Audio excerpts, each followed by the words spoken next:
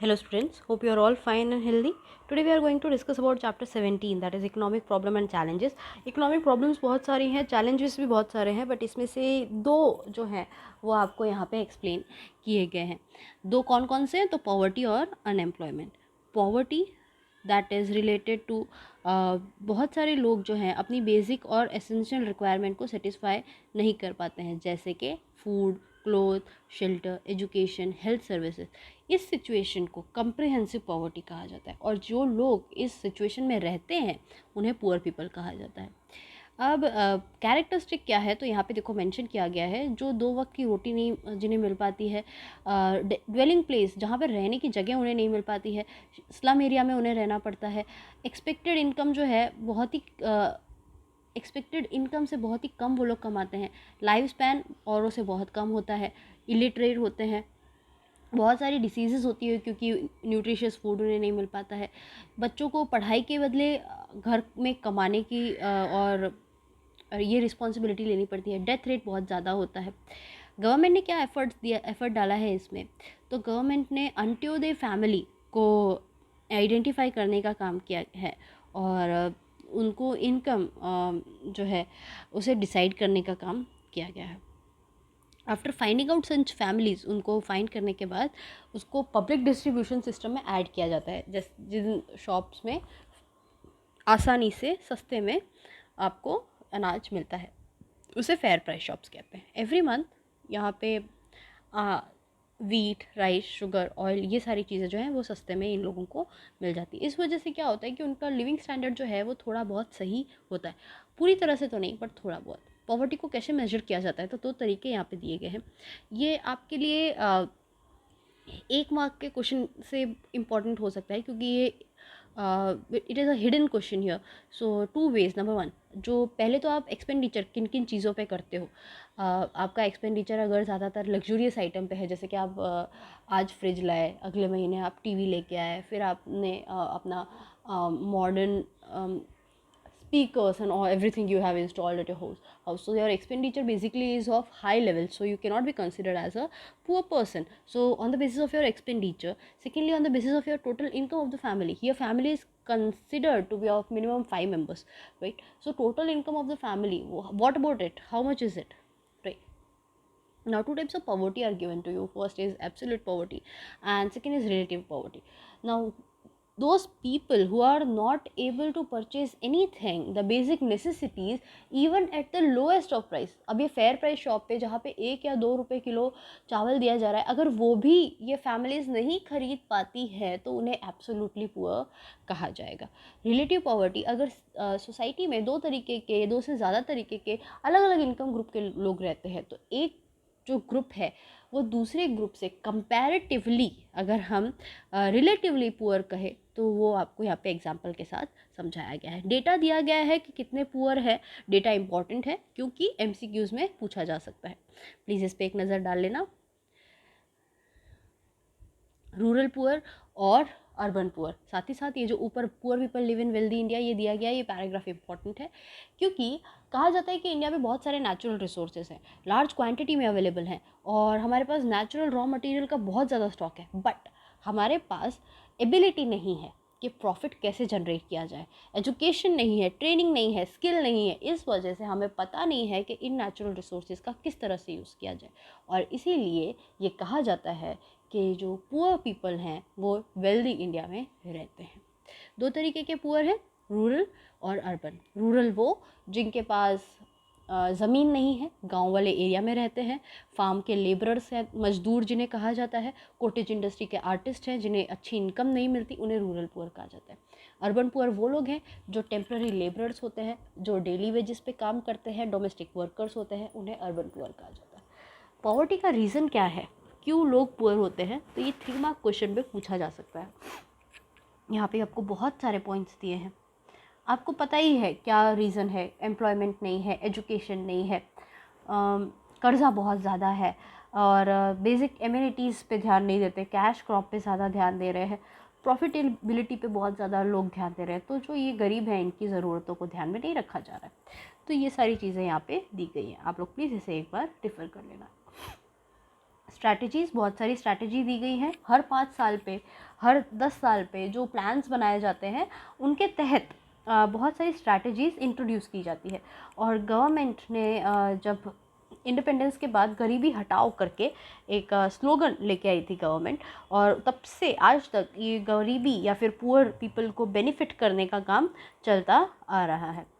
Poverty level को reduce करने के लिए बहुत सारी चीज़ें की गई, बट हमारी इकोनॉमिक डेवलपमेंट जो है वो स्लो ही है अभी तक। हमें जितना जल्दी डेवलप होना चाहिए था हम उतना जल्दी डेवलप नहीं हुए, क्योंकि हमारा पॉपुलेशन भी साथ ही साथ बढ़ता रहा।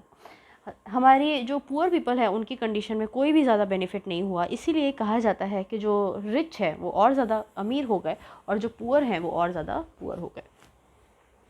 जो इनकम के बीच में डिस्पैरिटी है, गवर्नमेंट ने उसको दूर करने के लिए ऐसा टैक्सेशन का पॉलिसी बनाया है ताकि पुअर जो हैं उन्हें एसेंशियल कमोडिटीज़ वो आसानी से मिल सकें, और जो लग्जूरियस आइटम्स हैं उन पे हैवी टैक्स लगाया जा सके। लोगों को आसानी से खाने की चीज़ें फिर बेसिक कम्युनिटीज़ की चीज़ें मिल सके, इसीलिए फेयर प्राइस शॉप्स भी स्टार्ट की गई हैं। एग्रीकल्चर सेक्टर को इम्प्रूव करने के लिए बहुत सारे हमने 10 चैप्टर में देखा था, land ceiling act, regulation of tenant act, ये सारी चीज़ें इंट्रोड्यूस की गई है ताकि जो गरीब किसान हैं उन्हें फ़ायदा पहुंचाया जा सके। गवर्नमेंट ने बहुत सारी पॉलिसीज़ भी इंट्रोड्यूस की गई है एग्रीकल्चर को इंकरेज करने के लिए, जैसे कि कैटल रियरिंग है उसके लिए, डेयरी इंडस्ट्री के लिए सब्सिडी प्रोवाइड करना, कॉटेज इंडस्ट्री के लिए सब्सिडी प्रोवाइड करना, ट्रेनिंग के लिए इंस्टीट्यूट खोलना, स्किल डेवलपमेंट प्रोग्राम स्टार्ट करना, ये सारी चीज़ें गवर्नमेंट ने की हैं। साथ ही साथ गवर्नमेंट ने स्ट्रक्चर जो है एजुकेशन का, हेल्थ का, रेसिडेंस का, ये इम्प्रूव करने का कोशिश किया है। इरिगेशन फैसिलिटीज़ इम्प्रूव करने का सोचा है, और इसीलिए स्कूल्स खोले गए हैं विलेज में। सेकेंडरी और हायर सेकेंडरी स्कूल्स जो है वो पास में ही, लोगों को ज़्यादा ट्रैवल ना करना पड़े, ज़्यादा दूर ना जाना पड़े। कॉलेजेस स्टार्ट किए गए हैं, यूनिवर्सिटीज़ एस्टैब्लिश की गई हैं ताकि बच्चों को पढ़ाई जो है वो आसानी से मिल सके। और India will have to take firm steps. जो हमारा ड्रीम है कि हम ये जो पॉवर्टी है इसे जड़ से ख़त्म करें, तो हमें मिशन जो है वो पूरा करने के लिए 2030 तक का टाइम पीरियड दिया गया है, and we hope we will do it. PAP, that is poverty alleviation programs, are given to you. Various programs are introduced by government and various schemes are also introduced. The above was the strategy. Now these are the programs. 5 types of programs are given to you. Number 1, wage based employment program, self employment program, programs related to food security, programs related to social safety, and programs of elimination of poverty. अब ये जो आपको ये 4 point दिए हैं 1 2 3 4 Roman में, ये actually आपके एग्रीकल्चर रिलेटेड प्रोग्राम्स हैं। तो आपको अगर एग्रीकल्चर रिलेटेड प्रोग्राम्स पूछे जाते हैं तो ये 4 आपको मेंशन करने हैं। क्या क्या है इसमें, जैसे कि नाम सजेस्ट करता है, प्रधानमंत्री कृषि सिंचाई योजना, this is related to irrigation. अलग अलग तरीके का इरिगेशन फैसिलिटीज़ कैसे प्रोवाइड किया जाएगा गांव गांव, शहर शहर, फार्मर्स को, वो इसमें बताया गया है। फार्म सेफ्टी इंश्योरेंस प्लान, तो इंश्योरेंस प्रोवाइड किया गया जो नेचुरल कलामिटी से जो क्रॉप है वो डिस्ट्रॉय हो जाती है उसके लिए सपोर्ट प्राइजेस डिसाइड किए जाते हैं। नेशनल ड्रिंकिंग वाटर प्रोग्राम, तो वाटर हर एक फील्ड तक प्रोवाइड करना, कैनल नेटवर्क क्रिएट करना, सॉइल इरोजन को ख़त्म करना, ये सारी चीज़ें इसमें डिसाइड की गई हैं। साथ ही साथ गरीबों को कम रेट ऑफ इंटरेस्ट पे जो लोन है वो मिल सके, इस बात का फिनेंशियल सिस्टम इस्टेब्लिश करना। इनाम स्कीम, अंडर दिस प्रोग्राम जो फार्मर्स हैं वो अपने प्रोडक्ट्स को लिस्ट कर सकते हैं और उसके बाद ऑनलाइन ट्रेडर जो है उसको बिड कर सकते हैं उसके लिए किसी भी पार्ट से, इंडिया के किसी भी पार्ट से। इस तरह से उन्हें एक अच्छा प्लेटफॉर्म मिल जाता है अपने क्रॉप्स को बेचने का।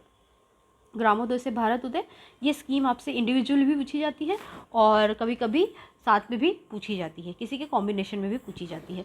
यहाँ पे अगेन सेम चीज़ हमने जो ऊपर देखा, सब्सिडीज़ प्रोवाइड की जाती है, कम रेट ऑफ इंटरेस्ट पे लोन प्रोवाइड किए जाते हैं, सपोर्ट प्राइस डिसाइड किया जाता है, land survey, low rate of interest mechanism, ये सारा इंट्रोड्यूस करने के लिए, जैसे कि ट्रैक्टर लेना है तो उसके लिए लोन जो है वो कम रेट ऑफ इंटरेस्ट पे मिल जाएगा, आपने सोलर पैनल लगवाया तो उसके लिए आपको सब्सिडी मिल जाएगा।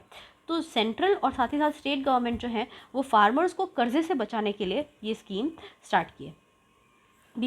दीनदयाल उपाध्याय ग्राम ज्योति योजना, इस योजना के तहत 24 घंटे 7 दिन और इलेक्ट्रिसिटी जो है वो प्रोवाइड की जाएगी। कहाँ पे, घरों में, फार्म्स में, कंसेशनल रेट पे।